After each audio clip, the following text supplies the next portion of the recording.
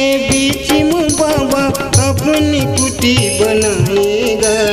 तीन गांव के बीच में बाबा अपनी कुटी बनाएगा। तोर दरसिला पाए खातिर जमी दौड़ी के आएगा।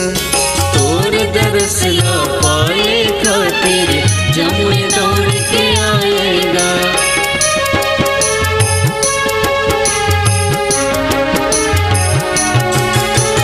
तीन गांव के बीच में बाबा अपनी कुटी बनाएगा। तीन गांव के बीच में बाबा अपनी कुटी बनाएगा। तोरी दरसिला पाए खातिर जम्मे दौड़ी के आएगा। तोर दरसिला पाए खातिर जमे दौड़ के आएगा। खबरा खोल नंगरौढ़ी हरदी तोरे भजन लगातेगा। खबरा खोल नंगरौढ़ी हरदी तोरे भजन लगातेगा। माथे नवाऊं बाबा चरने पखारूंगा। माथे नवाऊं बाबा चरण पखारूंगा।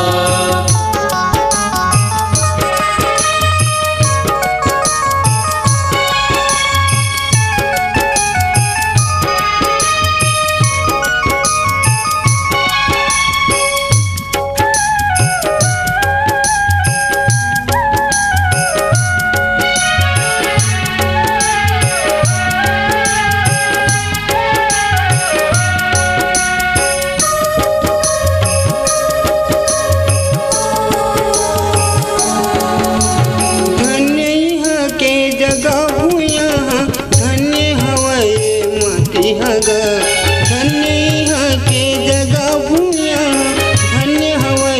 माटी हगा।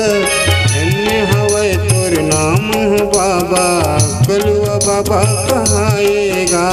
धन्य हवे तोर नाम बाबा कलुआ बाबा कहाएगा।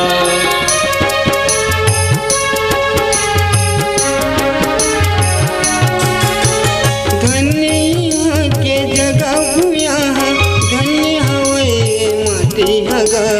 धन्य यहाँ के जगह भूया धन्य हवे माटी हगा। धन्य हवे तोर नाम बाबा कलुआ बाबा कहाएगा। धन्य हवे तोर नाम बाबा कलुआ बाबा कहाएगा। यहाँ बिराजे नाथ निदाई बजरंगी रखवारेगा। यहाँ बिराजे नाथ निदाई बजरंगी रखवारेगा। माथे नवाऊं बाबा चरने पखारूंगा। माथे नवाऊं बाबा चरण पखारूंगा।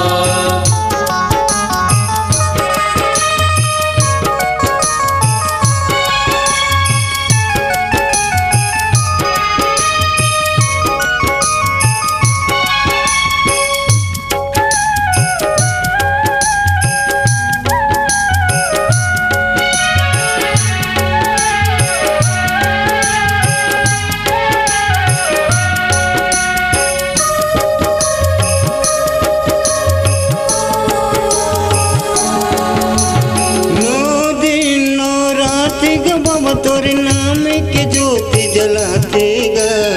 9 दिन 9 रात बाबा तोर नाम के ज्योति जलातेगा। तोर दरसिला पाए खातिर यज्ञ हवन करातेगा। तोर दयाला पाए खातिर यज्ञ हवन करातेगा।